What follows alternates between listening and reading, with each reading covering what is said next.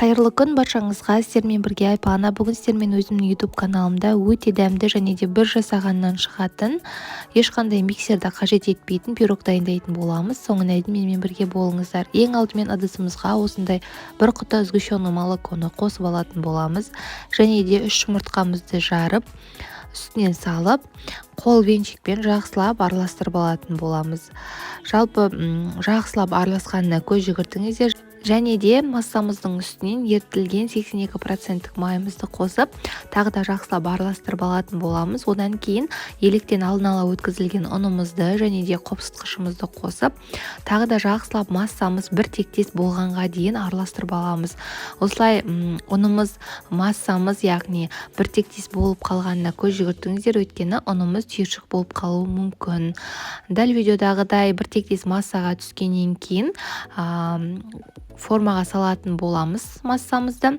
Яғни осындай күрекшенің көмегімен жақсылап жинап алып, өзіңіз қалаған формаға құйсаңыздар болады. Мендегі форма 22 сантиметрлік форма.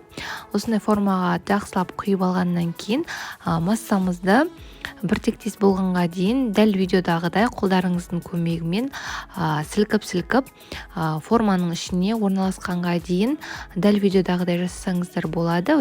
Өйткені біздің массамыз кішкене қоюлы болғандықтан өз еркімен форманың ішіне бірден жайылып кете алмайды.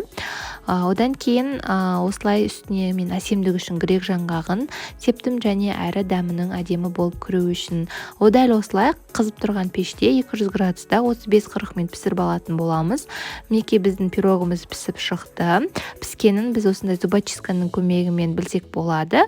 Құрғақ болып шықса пісті деген сөз. Және де осылай суытып қойып, формадан суығаннан кейін барып алатын боламыз. Осылай пышақпен кішкене жан-жағын кесіп алыңыздар, бірден алмаңыздар. Осылай алғаннан кейін өзіңіз қалаған тарелкаға немесе өзіңіз қалаған подложкаға орналастырып, дастарханға ұсынсаңыз болады. Мінекей біздің пирогымыз дайын.